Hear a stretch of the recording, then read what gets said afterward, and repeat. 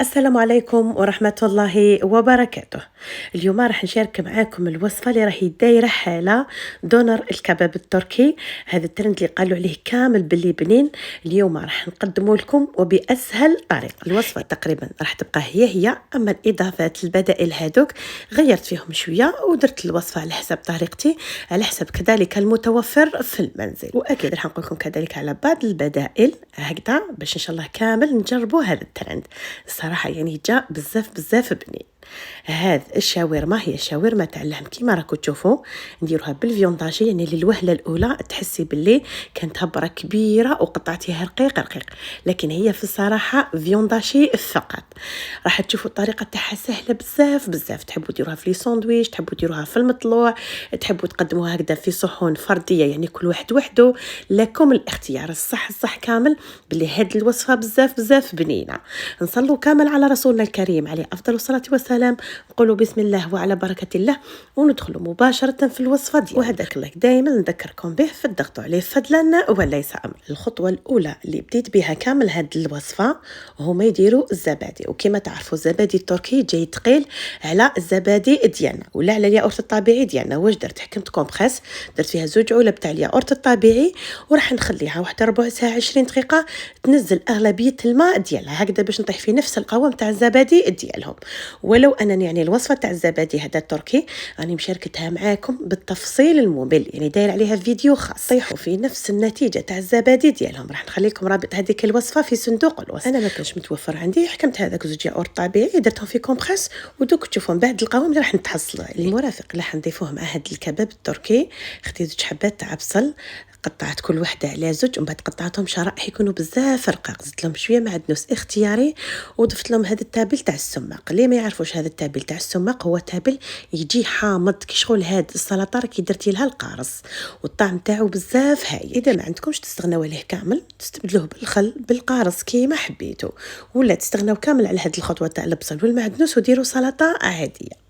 هنا شوفوا هذوك 2 علب تاع الياورت، هنا ميم با واحد ربع ساعه، اقل من 20 دقيقه نزل لي كامل الماء ديالو. شوفوا هنا خواتاتي الياورت الطبيعي هكذا تنزلوا الماء تقريبا واحد ربع ساعه ولا 20 دقيقه، طيحوا في الوصفه تاع الجبن ولا تاع الجيرفي.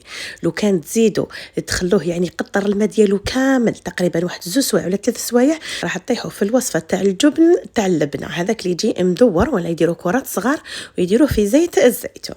المهم يعني انا هذاك القوام ساعدني. هنا عندي 4 فصوص تاع ثوم، وهنا درت نص مغرف تاع السمن. وعلاش؟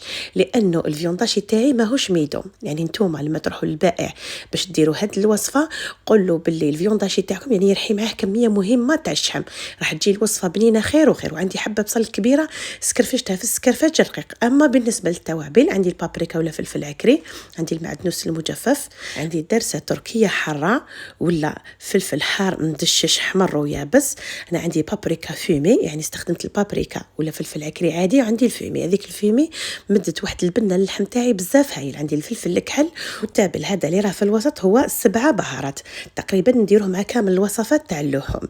اللي تسالني على هذه التوابل من نشريهم، انا دائما عندي بائع التوابل امين، يعني كامل التوابل اللي يجوا في راسك واللي ما يجوش في راسك تصيبيهم يتباعوا عنده. راح نخلي لكم الانستغرام تاعو، الصوره هي تظهر على الشاشه، وكذلك كامل المعلومات في صندوق الوصف. ونورمالمون يدير التوصيل 58 ولاية. هذه هي. هنا خديت كميه من اللحم، كل وحده دير على حسب افراد العائله. المهم يعني كل ما كانت كميه الفيونداشي مليحه كل ما راح تجيكم الكميه كبيره. درت في هذيك الحبيبه تاع البصل بها بالماء ديالها، درت شويه تاع السمن هذيك، ودرت كذلك الثوم اللي كنت درسته مليح في المهرات. التوابل اللي ذكرتهم لكم مسبقا، واي حاجه من التوابل ما عندكمش تحبوا يعني نوع من التوابل هكذا تضيفوا في هذه الوصفه ولا لكم الاختيار، يعني نتوما وما حبيتوا. المهم هنايا شوفوا المكونات اللي ضفتهم، يعني كامل ما لازمش يكونوا خشا. البصل سكرفشتو كامل في السكرفاج رقيق، لكن ديروه هو بالماء ديالو، لانه الماء تاع البصل يعني مليء بالنكهه ما لازمش نستغناو عليه. اما بالنسبه ليا اورت راكو شفتوا نحيت له كامل هذاك الماء الحامض. هنا احبتي نسيت الملح اللي هو اهم حاجه، قريب يعني درتها مسوسه. ضيفوا الكميه تاع الملح على حسب الكميه تاع الفيونداشي اللي عندكم. هذيك الفتيته تاع السمن، هذيك الكميه تاع الياورت الطبيعي اللي نحينا لها يعني كامل الكميه الزائده تاع الماء. وش نقول لكم يعني يمدوا واحد الطراوه للفيونداشي تاعكم بزاف هايل. دوكا الحاجه اللي راح نضيفوها هي كميه من الزيت، يعني نديروا تقريبا واحد 4 حتى 5 مغارف كبار تاع الزيت. علاش نديروا هاد الكميه تاع الزيت؟ من بعد لما نكونوا يعني نكسلوا فيها على الورقه تاع الزبده، يعني راح تتكسل لنا بكل سهوله وما تلصقش. وكذلك لما ندخلوها للفرن يعني هذاك الزيت راح يخرج على كامل على برا، وراح يمد لنا واحد الطبقه هكذايا محمره تاع الفيونداشي تجي بزاف بزاف هايل. خلاص الفيونداشي تاعنا راه جاهز، نحطوه بجنب ونروحوا يعني ناخذوا اي صينيه المتوفره عندكم في المنزل، المهم يكون الطول تاعها ولا العرض تاعها بنفس الطول تاع الصينيه. هكذا من بعد لما نديروا هذوك لي بوده تاع الفيونداشي راح يجونا بنفس الطول تاع الصينيه، بدون ما اننا نخلو فراغات، لاننا كل ما خلينا فراغات بزاف هذاك اللحم بعد راح يتحمر اكثر من اللازم ويتحرق لنا من الاطراف. هذه هي. هنا ضروري يكون عندكم ورق الزبده، يعني هذه الوصفه ما تقدروش ديروها بدون ورق الزبده، وبالك ديروها في ورق الالومنيوم. والماركه الشابه كامل اللي تقدروا تخدموا بها هي الماركه تاع وفاء، يعني مليحه وما يتحرقش بسهوله في الفرن، شغل يتحمل درجه الحراره. هذه هي كيما راكم تشوفوا راني ندير تقريبا يعني هذا الطول هو اللي راح نديرو نتاع ورق الزبده. هايليك انا راح ندير 5 ليبوده، يعني درت 5 والسادسه هذه اللي من الفوق كامل راح نكسل بها، يعني دوك تشوفوا كامل التفاصيل. هايليك انا قطعتهم فقط بالسكين. شوفوا السكين لما يكون ماضي يعني يعاون بزاف في الشغل وتقدري ديري به بزاف حوايج. هذه هي. هنايا راح نزيد ندور نقطع الجهه الاخرى. حبيت نوريكم يعني كامل التفاصيل، راكم تعرفون نحب الفيديوهات تاعي يكونوا يعني فيهم شرح كامل. هذا هي وبابسط طريقه هكذا باش كذلك نوصل لكم المعلومه باسهل وابسط طريقه. هذه هي. دوك ناخذ الورقي ديالنا ونبداو طريقه العمل اللي هي جدو سهله، يعني دوك تشوفوا بزاف سهله الطريقه. انا عندنا ورق الزبده تاعنا راه متوفر، الفيونداشي تاعنا راه واجد، درنا فيه كميه من الزيت معناتها ما راحش يلصقنا في ورق الزبده. المهم هنايا الفيونداشي واش نقول لكم اخواتي دير على حسب افراد العائله، تقدروا مثلا ديروا يعني رطل ولا 250 غرام تاع الفيونداشي، ممكن يعني تقدروا تضيفوا لها مثلا نص صدر تاع الدجاج وتريحوهم كامل كيف اذا حبيتوا يعني الوصفه تكون اقتصاديه، لكن انا حبيت نديرها لكم على اصولها. وبالنسبه لي تقول لي اسكو تغيروا المقادير، يعني نقصي شويه، هذه وصفه تاع طياب يعني ما فيهاش مقادير اللي يكونوا مضبوطين 100%. مثلا اذا نقصتوا الكميه تاع الفيونداشي تقدروا ديروا علبه واحده فقط تاع الياغورت الطبيعي، والتوابل ديروا واش حبيتوا، اي اضافات يعني تقدروا تضيفوهم لكم الاختيار. كذلك البودره تاع الثوم اذا يعني ضفتوا مع هذوك سنينات تاع ثوم يعني راح تجي النكهه مركزه اكثر فاكثر. هنا المهم كسلوهم عينكم هي ميزانكم، ومن بعد جيبوا الحلال وبداو تكسلوا عاديك شغل راكم تكسلوا في عجينه. الحلال هو اللي يمد لكم النتيجه الشابه كامل، يعني راح يكون السطح مستوي، وكذلك اللحم تاعكم ولا الفيونداشي كل ما كان رقيق كل ما راح يمد لكم نتيجه بزاف شابه. لكن ماشي تروحوا ترقوه كي الماصه يتحرق كامل. هذا السمك اللي راكم تشوفوا فيه مع بعد الفيونداشي تاعنا راح يفقد كميه من الماء، الفيونداشي تاعنا يعني راح نلقاوه السمك تاعو لاباس به. هذه هي راح تحكموا تبداو تلويو عادي شغل راكم تخدموا في كاطو ولا في حلوه اللي يعني نديروا هكذا على شكل حربوش. هذه هي. دوك نجيب السنيوه ديالي هاي ليك راح نحطها كيما راكم تشوفوا، نزيدوا نجربوا وحده بسرعه وطريقه بزاف سهله، ومشي شرط يعني يجيكم هكذا مستطيل كيما راكم تشوفوا، ولا كسلوا عادي حتى والمستطيل تاعكم يكون يعني ماهوش منتظم من الاطراف النورمال، الصح كامل هو في السمك. هاني هنا رفدت لكم الورقه هكذا باش تشوفوا تقريبا السمك تاع الفيونداشي. هاي ليك نزيدوا يعني نلويو بنفس الطريقه حتى نكملوا كامل الكميه تاع الفيونداشي اللي عندنا. وكذلك الطول تاع هذا المستطيل تقدروا تنقصوا فيه وديروا يعني مستطيل يكون قصير ولا مربعات ولا عادي. هاي ليك انا راح نكمل كامل الكميه اللي عندي بنفس الطريقه. هنا يعني لما حسيت كاين فراغ في الصينيه وليت جبت هذه الصينيه طاحت لي سوا. هاي ليك دوكا واش نديرو، كنت مسخنه الفرن على اعلى درجه يعني واحد 230 ولا كي كنت راح ندخل الصينيه نقصت له تقريبا واحد 200 درجه، ندخلوه للفرن نخلوه واحد 20 دقيقه ولا 25 دقيقه دوكا على حسب الكميه نتاع الفيونداشي اللي درتوها اسكو بزاف ولا ماشي بزاف. راح تصيبوه بلي يخرج كميه من السائل. نخرجوا الصينيه تاعنا من الفرن وراح نتخلصوا من اغلبيه كميه السائل بطبيعه الحال هكذا باش نسرعوا التحمار تاع اللحم. يعني هنا اللحم راه طيب لنا 100%، راكم تعرفوا الفيونداشي ما فيهش الروح تم يطيب. هذه هي. راح نعاود ندخل الصينيه تاعي للفرن، لكن اذا حسيتوا باللي الفيونداشي تاعكم ما فيهش هذيك الطبقه الميدومه زيدوا كميه من الزيت يعني فوق هذيك الصينيه باش هذاك الفيونداشي يتحمر لكم داخل الصينيه.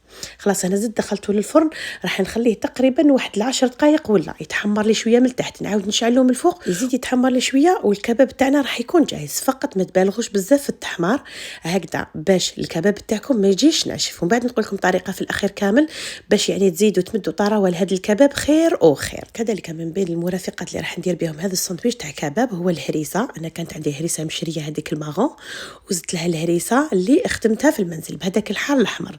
الوصفه كذلك راني مشاركتها معكم بالتفصيل الممل، وراح نخلي لكم الرابط ديالها في صندوق الوصف. هما هذاك الكباب يقدموهم مع واحد الصلصه حمراء، وشنو الاساس تاعها؟ يديروا فيها كميه مليحه تاع الزيت، ويزيدوا لها كميه كذلك مليحه ومعتبره تاع الزبده، وكذلك يديروا لها لا طوماط كونسونطري، يديروا لها معجون الفلفل الحلو ديالهم، يديروهم كامل فوق النار ويزيدوا لهم كميه من الماء، يخلوهم يتكتكوا شويه قيس ما يتقالوا، وراح تكون عندهم واحد الصوص روج يشبه الصوص طوماط ديالنا ويرافقوا به هذا الكباب.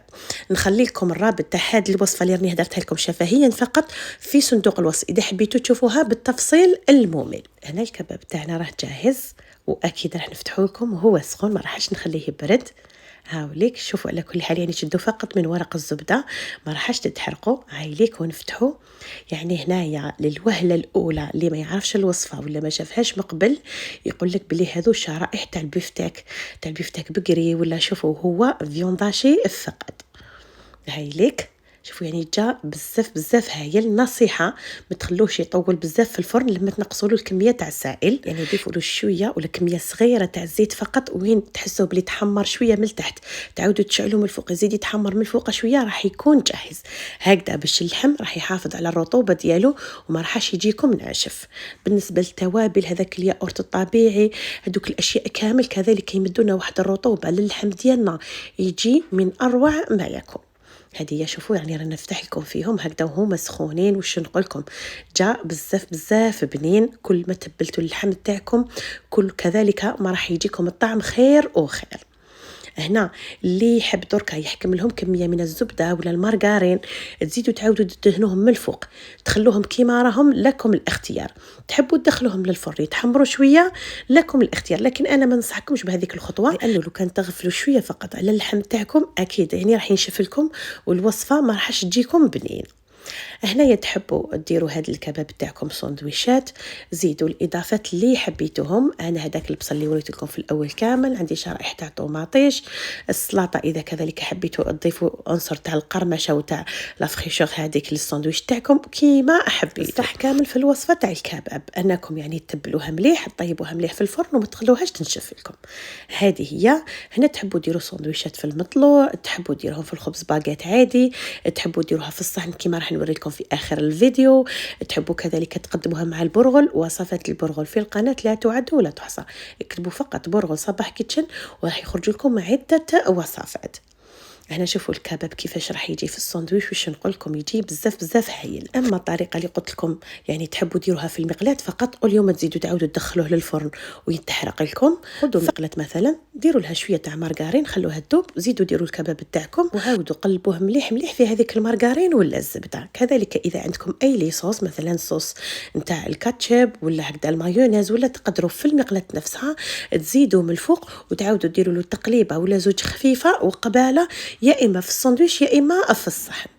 هذه هي. انا درتها لكم في هذا المطلوع، على كل حال المطلوع شريته راني وريته لكم في الكيس هكذا باش ما تقولوش يعني عجنت المطلوع وما عطتناش الوصفه. والا كذلك وصفات ميني مطلوع تاع لي ساندويتش هادو راهي القناه معمره، اكتبوا واش حبيتوا ديروا قدامها صباح كيتشن وراح يخرج لكم كامل الوصفات اللي حبيتوهم بالتفصيل. اذا حبيتوا ديروها في صحون فرديه كيما هكذايا فيعني ديروا واش حبيتوا. انا درت شويه طوماطيش، شويه مايونيز، شويه هريسه، سلطه، شويه من هذاك البصل المطلوع، كذلك القرص تعصروا من الفوق راح تجيكم بزاف بنينه. كما تقدروا كذلك تقدموها مع البرغل اللي فخيت كيما حبيتوا. ان شاء الله هذه الوصفه تعجبكم وتنال رضاكم، تكونوا ما بخلتوش عليا بهذاك اللايك. وصلنا لنهايه الفيديو احبتي، وفي الاخير ما عليا الا نقول لكم السلام عليكم ورحمه الله تعالى وبركاته.